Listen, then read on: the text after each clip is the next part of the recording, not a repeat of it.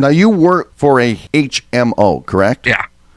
Big evil health insurance company. Now, why do you say big and evil? Does Hillary know you? No, she doesn't. We're not Okay, that because she evil. talked about the evil men. I was just wondering. Yeah. I mean, there's a lot to say about that. I mean, I hate agreeing with people like Hillary, but I don't know. We're pretty sleazy. We screwed the other guy and passed the savings on to you.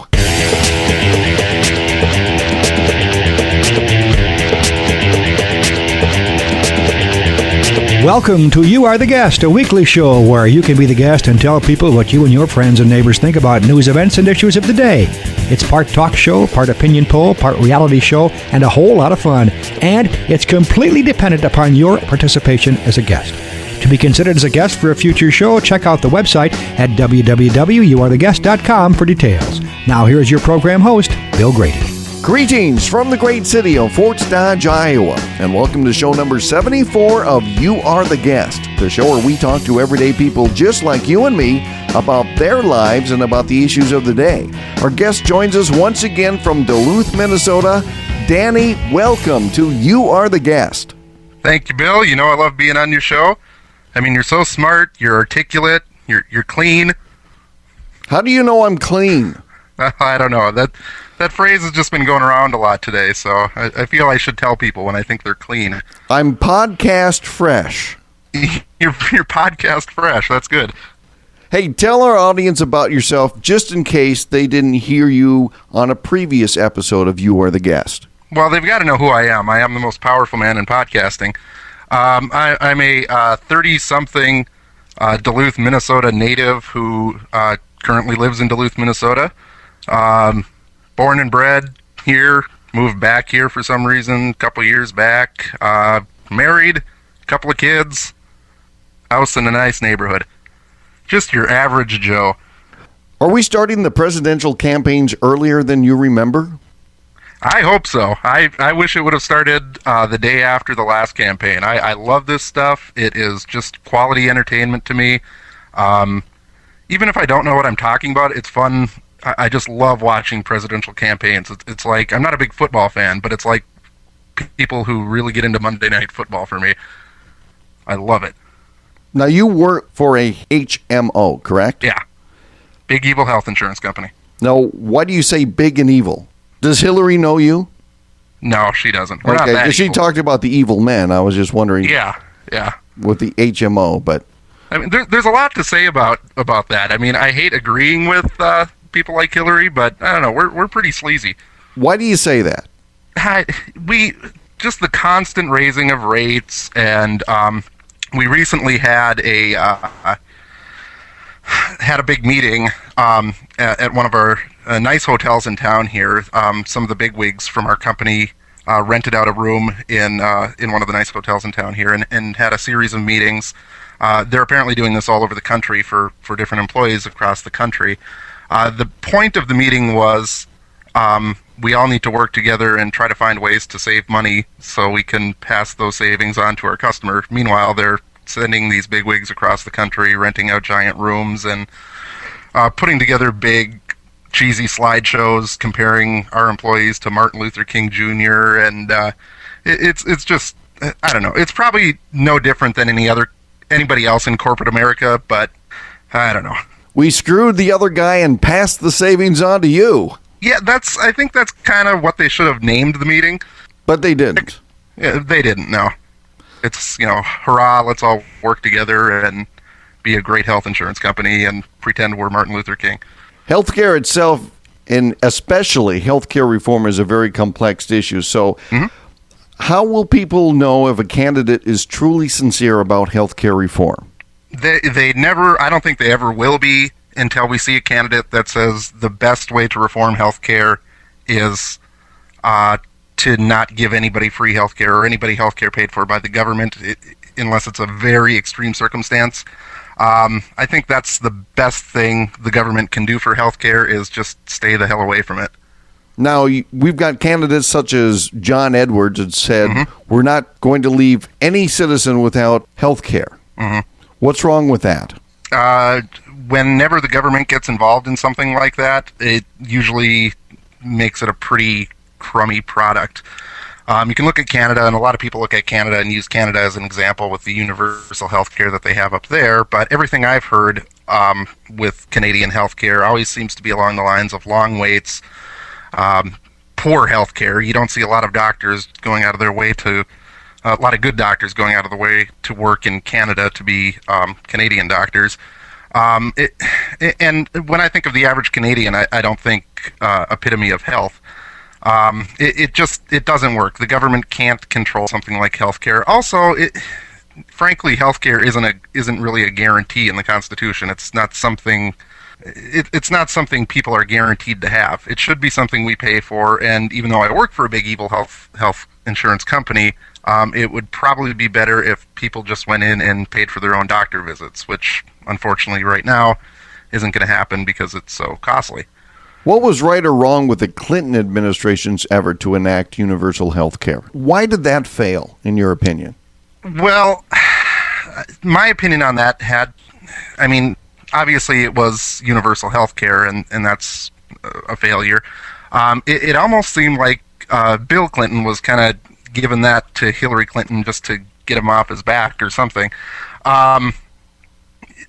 I just don't think they had the experience. They didn't know what they were doing when they were trying to tackle the issue.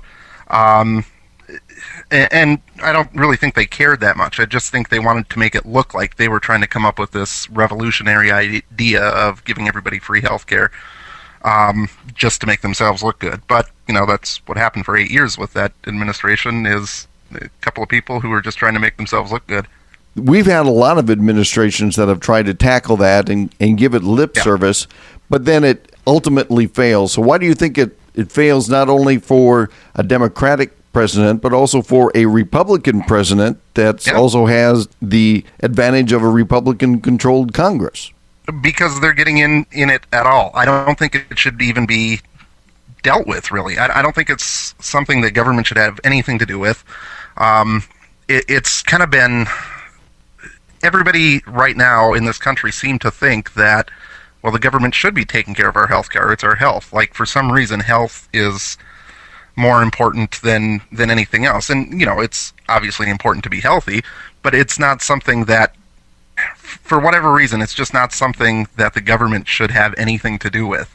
I don't understand why people think they should be getting health care from the government. Should the government be doing anything about high drug prices? No, but this kind of goes along trade. I have no problem with prescription drugs coming from out of country. The whole Canadian drug thing, I just don't see any problem with that, but I don't see any problem with trade to other countries. That's kind of a big deal up here with people going up to Canada to get their drugs, just because we're so close to the border here. And I don't think that's an issue. But instead of looking at it as a healthcare issue or a prescription issue, it should more be looked at as a trade issue. Trade or business issue. Exactly. What is your thought when the everyday common man or woman announces that they're going to be running for president of the United States? My first reaction is to start giggling like a little girl. And then I'll calm down a little bit and catch my breath. And then I'll check out the person who's going to be running, who's the average person, and I'll once again start giggling like a little girl. Normally, I think it's cheesy. I'm not against it or anything, and it's fine if anybody can run for president or any political office. That's great. That's the way it works in this country. However, there is one guy that I'm a little interested in right now that I just heard about just a few days ago. It's this guy, Michael Charles Smith, out of Oregon, who's running as a Republican, and as a Republican, he says a lot of things that I'm pretty interested in. He doesn't like to. He seems to be more towards the traditional Republican and not the social conservative Republican. He's trying to get the Republican Party, or wants to, of course, get the Republican Party away from just the cheesy issues that they kind of focus on right now: same-sex marriage and abortion, just the social issues that are just kind of dividing the Republican Party away from the rest of America, I think, and moving more towards fiscal conservatism and small government, individual liberties, and that sort of thing. That's the sort of thing I like. So this Michael Charles Smith guy is great. I mean, he really is just an average guy. He works for like Hewlett Packard or something. He's not a political guy at all, but he seems to be serious about it. I don't think he's going to get anywhere, as I don't think any other, especially this time around, any other average Joe is going to get anywhere. It's usually just kind of fun to watch and kind of silly. And especially when you look at some professional candidates, such as Governor Tom Vilsack from Iowa, who ran 2 successful campaigns for governor and doesn't have a snowball's chance in hell at winning president. So why would just an average guy with very limited political experience be able to win or go very far? You know, I've got kind of a weird take on that, and Vilsack is probably a really good example of this.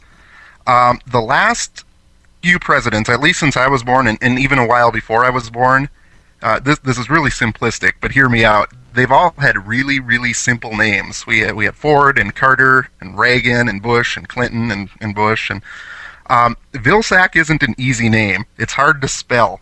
And I can't see anybody voting for Vilsack. I don't see that happening. It doesn't roll off the tongue. And kind of the dumbing down of America, I don't see them voting for a Vilsack. You know, I had that very same conversation with Vern Beachy this summer, or this past summer, about that. And I said, well, what do you think about Tom Vilsack's chances? And he goes, he'll never get in because of his name, Vilsack. I agree with him, yeah. It's kind of a creepy name, too. It sounds kind of like a vampire name, like he's Vilsack the Impaler. Who do you think is the craziest candidate out there, from either the common everyday guy or the ones that would be what you would call regular candidates? Well, I'll do you good here. I'll give you one of the common everyday guy, is that dude you've had on your show and I have mocked quite a bit, Patrick Fogarty, the armchair president. He's crazy, but it's not like fun, happy-go-lucky crazy. He just seems kind of creepy crazy. And why do you say that? There's just something about a guy whose campaign photo features the candidate, his wife, and their dog. There's just something really eerie about that to me. But you have to give him credit for running. I mean, well, at least I don't have to. But well, that's true. But yeah. for example, I mean, at least he's not just belly aching at the gas station. At least he said, you know what, I'm going to go out and do this. And I have a feeling he spent a lot of time at gas stations belly aching for years and years and years, and it's just all built up to this. Anything that he can do to turn around the campaign for 2012? Stop talking about selling comic books. I think that might help. Okay. Hey, do you want the history books to read beginning in 1988? Bush, Clinton, Clinton, Bush, Bush, Clinton, Clinton. I don't know. To me, that doesn't really bother me either way. I'm still convinced that Hillary will be our next president, even though I won't be voting for her, and probably a lot of people won't be voting for her. It doesn't bug me that much. I'm a little uncomfortable with it, I guess, or I should be a little bit uncomfortable with it, just because I don't like the idea of us having royalty. But we also have the option to vote who we want for, and everybody has that option to vote who we want for. And if we want to vote for a name or a husband or a wife or a child or father of anybody else who's already been president, that's the way it is. If that's what we vote for, that's what we vote for. Majority rules. Yeah. What question would you like to ask Hillary if she comes to Minnesota and spend some time in Duluth? Ugh. Well, I don't think I'd have that opportunity. I'm sure I'd be taken out in handcuffs at the door. But are you one of those evil men that they would just say, okay, don't let him in? You see, the thing with Hillary, the thing that's always bothered me about Hillary is everybody tries to put her in the position of being a really, really strong woman, and I don't see her that way. And what's always just kind of rubbed me the wrong way is I think she's a horrendous role model for women.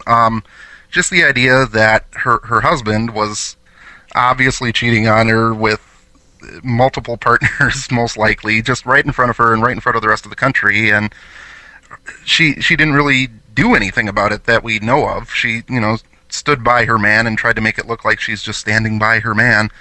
But in reality, it's pretty obvious to everybody that she was sticking by him because she thought he could help her career. And I don't know. I just see that as a really poor role model for for women. You know, funny thing is I had that very same conversation with somebody else this week. Okay. Was it your buddy Vern Vici again? No, All right. this time it was my mother. Okay. My mother and I were talking politics during my weekly visit, and it was like, well, you know, what do you think? And that's something that she said as well. Yeah. Yeah, that's just, I was convinced that she was going to be divorced by now. I thought for sure she was going to get divorced from Bill and kind of use that as a, you know, I'm doing this on my own, and kind of use that in her favor. And I'm surprised that she hasn't done that, and it just seems weak. It makes her seem like a weak woman. And when she seem a lot stronger because she stood up for herself, and in the long run, she would have put Bill Clinton's bad behavior in the rearview mirror and could really then separate herself from it. Definitely. But now she can't. No, she can't at this point because he's so charismatic that I think she needs him to run, or in her goofy brain, she needs him to run. Of all the Clinton baggage, which will be the heaviest for her? The baggage. Whenever I think of baggage and Hillary Clinton, I just think about the bags under her eyes. Thank you. Be here all week. Bada boom, bada bing. Yeah. I don't know. With her, the Clintons are pretty bulletproof with that stuff, sadly. I just don't think any of that stuff hurts them that much. I mean, her husband was getting a blowjob in the White House from an intern who was his daughter's age. If that's not going to hurt him, I can't see much that's going to hurt her. And then lied about it. Exactly. And then he gets on TV after he's out of office and said, well, I lied about it because I could. I'm sorry, I fucked up. Hey, could you argue that people like Clinton, Edwards, McCain, and Giuliani are more like political brand names and will be tough to beat because of it? Yeah, it can very, very much. Although Edwards, I don't know if he's a political brand name. I think half the people who would vote for Edwards would think that they're voting for that John Edward guy who talks to dead people. But everybody else, yeah, definitely. And I don't know if that's necessarily a bad thing either. Every political candidate wants to be seen as an idea. They don't necessarily want to be seen as a person. They want to be seen as somebody who's full of ideas, and they encompass an idea, or they encompass a hope or a dream. And they did a good job marketing themselves. Definitely. I want to get your opinions on 10 candidates for president of the United States. 5 Okie dokie. Democrats, 5 Republicans, and here we go. John Edwards. Well, like I said, he's just bizarre, and comparing him to John Edward, the psychic who talks to dead people, it's weird that they have a name so similar. I was reading up on John Edwards, the politician and lawyer, and I read that during one of his malpractice trials, one of his ambulance chasing trials, he started talking to the jury about feeling the presence of the cerebral palsy client of his. He was feeling that person's presence inside of him, and he was talking through that person. He's a carny, a big time carny. Sam Brownback. Sam Brownback. Which one is he again? He's the senator from Kansas. Oh, yeah. And I lived in Kansas for about a year. One thing about Brownback is he's very, very conservative socially. He's a Catholic. He recently became a Catholic, which is kind of bizarre for somebody in their, I guess, 40s is when he became a Catholic. Really, really religious, sort of. But he's really anti-abortion, which is fine. Probably the most stringently anti-abortion potential candidates out there right now. One of the weird things, though, is he's from Kansas, and in Wichita, Kansas, there's like one of the most notorious abortion doctors in the country. So that could be something that'd be used against him, I think. If he's so strong on abortion, how come he hasn't shut this guy down? Or how come he hasn't had the power to do that? Barack Obama. Barack Obama. I don't know. Nobody knows anything about him. They just think they do. He's clean, articulate, and he's so smart. and he's fresh. He hasn't done anything yet that's bothered me, I guess. Does he have a chance to win? No, and I'm not convinced that he's not in on some weird scheme with the Clinton people. I have a feeling he'll be the vice presidential candidate, and I have a feeling that's been in the works for a long time. And he knows it, and she knows it, and they all know it. Mike Huckabee. Mike Huckabee of Arkansas. I'd be really, really weirded out if we had another guy from Arkansas be the president. From Hope, Arkansas. They're both from the same town. Is he from Hope, too? Yeah. He's another man from Hope. I don't know. I don't like the idea of everybody starting to think that maybe Arkansas is a breeding ground for great political leaders. I've been to Arkansas, and it's a breeding ground for lice, and that's probably about it. Hopefully everybody would see that too, and I don't know. He's a Republican. He seems to be pretty smart, pretty bright, but it's just weird having another guy from Arkansas become president so soon. He's a Baptist, and I think a lot of people make a big deal out of his religion, but I don't know. I don't think that's an issue. I've known a lot of Baptists too, and they seem to be pretty bright. Here's another Arkansas connection. Hillary Clinton. Oh, really? There's an Arkansas connection there, huh? She has been breeding herself to be president for a long, long time, and no matter what happens, no matter if she's fairly elected or not, she will be the next president. I think there's going to be so much cheating involved. It'll take decades for us to sort out all the cheating, and she'll be the next president. But doesn't that sound strange that we say, she's going to win because she's going to be the dirtiest, rottenest candidate? I mean, what does that say? It's sad. It's really sad, but I think that's what's going to happen. And not only that, but even if that doesn't happen, the perception for a lot of people is that she's a dirty candidate. Yeah, but I don't think she cares. I think she just wants to be president. There's no way the liberal wing of the Democratic Party, which is pretty much all of them at this point, there's no way they're going to let the Republicans have the first woman president. Just no way in hell. And she's been bred to become the first woman president, and it'll happen. John McCain. I like McCain a lot more in the last couple of years than I ever have before. He's a Vietnam vet, obviously. Everybody knows that. And I think that's something the Republicans could really use right now as a candidate. That's will help a lot. He's been showing himself as pretty tough, although his short temper, I guess you could say, his short temper could maybe hurt him on the campaign trail. I could see him kind of lashing out at somebody and that being used against him in sound bites for weeks and weeks and weeks and weeks. But who knows? A lot of people love McCain and have been for a long time, so who knows? He could have a pretty good shot at it, too. Joe Biden. Joe Biden. If you're watching like a Morgan Freeman movie or a Gene Hackman movie about like political intrigue, and there's a presidential character who's like an evil president, but he's like kind of a generic evil president character, he'd look exactly like Joe Biden. He's just the sleazy, phony-looking politician guy, and he's what you picture as president character. He just looks like the cheesy president in a cheesy movie. His recent comments about Barack Obama are hilarious, and what did he say? What did he say specifically?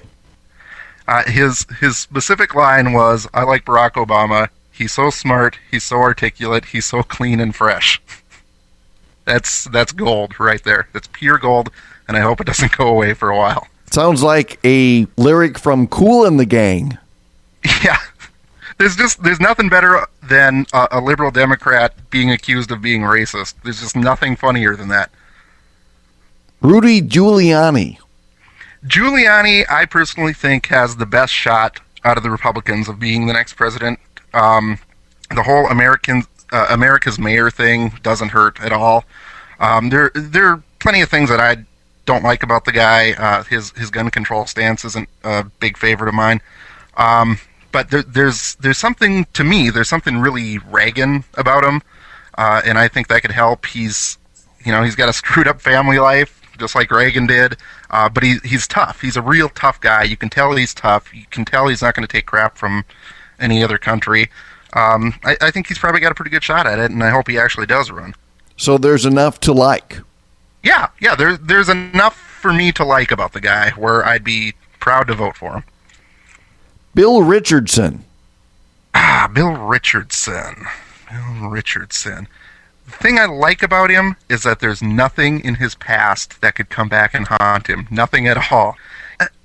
I'm a Republican, he's a Democrat, but I like Bill Richardson, and I think it's because he's so clean cut. I mean, he's like the boy next door, and there's just absolutely nothing seedy or creepy in his past that could be dug up to haunt him. There's just nothing bad about him. He's just a great, clean, decent guy with nothing in his past that could be negative or seen as negative in any way, shape, or form. There's no way you could show me a picture of Bill Richardson and say, this guy hangs out at Latino boy sex parties, and I'd believe you. Just no way that he looks like a NAMBLA member in any way, shape, or form. For some reason, I don't think you're serious about that. What do you mean? Are you saying I'm being facetious? Or? A little bit. No. Just a little bit. Now, I know that you've heard show number 72. Yeah, I did. That was great. What do you think the Democratic candidates, such as Hillary or Barack Obama or some of these other candidates out there, once they get that information, which they will, how do you think they'll use it against him? They'll be drunk with joy, and they'll start pouring glasses of absinthe and trying to come up with ways to use it against him, and they'll have a great time with it, and they'll totally destroy him, and we'll all be watching and laughing along the way. This guy doesn't have a chance anyway, just because he's so creepy looking, so it really doesn't matter. So you think that something like this is just going to take him out of the race completely? Something like this will be the final nail in the coffin. And the final candidate, Mitt Romney. He's got a pretty good shot at the nomination, possibly. I think he's a sitting governor, and sitting governors all have a pretty good track record for getting the nomination and for getting elected. He seems pretty ballsy. He ran against Kennedy in Massachusetts, and I think he lost to him by like the lowest margin anyone has ever lost to Kennedy in that backward state. But he's really well spoken, almost to a T, where he's really good at being well spoken, where he's not talking above anybody, and that obviously can't hurt. I don't know. It's hard to say anything bad about the guy, and he's certainly getting his name out there quite a bit, just letting people know that he's running. I think a lot of people are maybe on the Republican side are worried that him being a Mormon is going to be an issue, but I don't know. I don't think that'll be an issue. I don't think religion is going to be an issue with anybody this time around. And here's the final question, kind of a true-false. Mm-hmm. True or false, spouses of members of Congress cannot be lobbyists as stated in the ethics bill in both the House and the Senate? I would hope false, but I don't know. I'm guessing true. No, that's false. It is false. Well, that's good. That's false. So 6 members of Congress have spouses right now who are lobbyists. Really? Yeah. Who are the 6? Do you have them? I know one of them is from Michigan. Dingle, I think, is one of them from Michigan. It's just a big social club over there, isn't it? Absolutely. Millionaire social club. That's what it is. Don't get me started. Danny, it's time to play Ask Bill 3. This is where I'm going to turn the microphone over to you, and you get to ask me 3 questions about anything. So fire away. Bill, do you think it's feasible for us to just buy Mexico? Just buy it, make it a bunch more states or something, and just do away with all this nonsense with border security and immigration? Can we just buy that country? It's been a while since we've done that. I think I'd want to buy Canada first. Ugh. It's so cold. Yeah, but I like hockey. I'm a big hockey fan. Actually, I think it still would be cheaper to build a higher fence. Huh. All right. I'll give you that. My next question here, Bill, is who's your favorite Beatle? Paul McCartney. Really? How about for you? Not Paul McCartney. I think the 2 good ones are the dead ones, but all right. I'll give you that. Okay, what's question? I'll try not to think any lower of you. What's question number 3? Question number 3, Hannity or Colmes? Colmes. All right, good boy. You got to support the guys that support you. A good answer. Plus, Hannity's kind of a douche. Danny, do you want to talk about your podcast and how people can listen to the wonderful world of Danny? people can go to wonderfulworldofdanny.com and they can step into my world once a week, and they can hear me doing horrible impressions of other podcasters that they also haven't heard of, and they can have a good time and just laugh for a half hour every Friday or so. wonderfulworldofdanny.com. And don't take it seriously, folks. Please don't take it seriously. I don't take it seriously. Danny, thank you so much for being our guest once again this week on You Are the Guest. Thank you, Billy. Thank you, Charlie Rose of the Potosphere. If you'd like to be a guest on a future show, just go to our website at www.youarethiguest.com. Submit your first name, the town where you live, and a short description on why you would make a good guest. There is no charge for being a guest, and you'll have the opportunity to share what you think and how the news and events from today affect your life. The show's producers will contact you by email if you're chosen for a future show.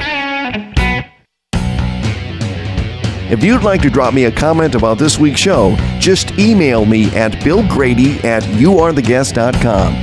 That takes care of this week's show from the great city of Fort Dodge, Iowa. I'm Bill Grady. Thanks for listening.